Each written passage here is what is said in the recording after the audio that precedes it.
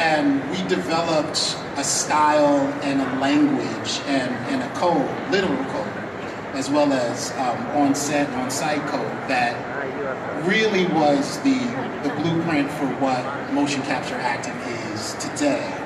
And, you know, it wasn't without its hiccups and it wasn't without its challenges.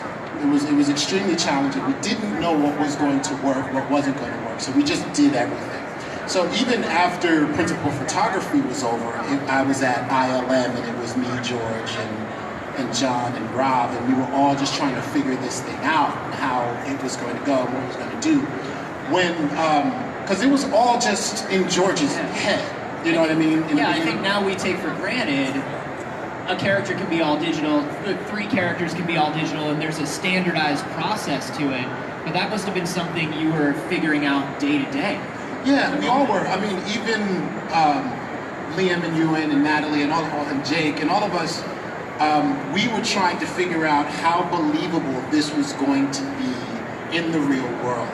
And what was exciting about it was we were all on this, we were pioneers in this way of acting, right? Even if you were on camera, you still had to interact with me in a way that was believable, right? And a lot of the takes would be with me and then without me. So I would always be off screen when the takes were being done without me, but being able to figure that out with everybody in the room, it really felt like what film is supposed to be, this collaborative experience where all of the artists are in a space and we have a challenge and we're all facing this challenge together.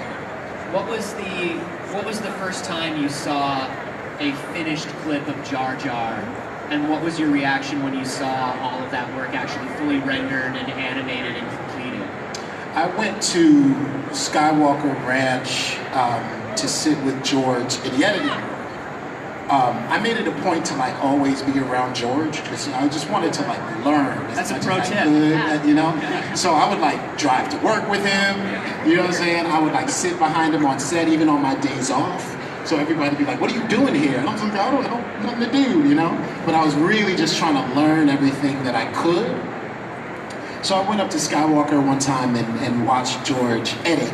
And that's when I saw like the fully rendered scene with Liam in that first scene where I'm just walking across and he's like, you know, the ability to speak does not make you intelligent, all that part, that whole part.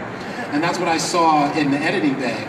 And watching George put all of that together with the CG elements and the live elements and the special effects and the VFX was just phenomenal. And that's when I was just like, oh, this could actually work. Like this is going to be a thing, you know.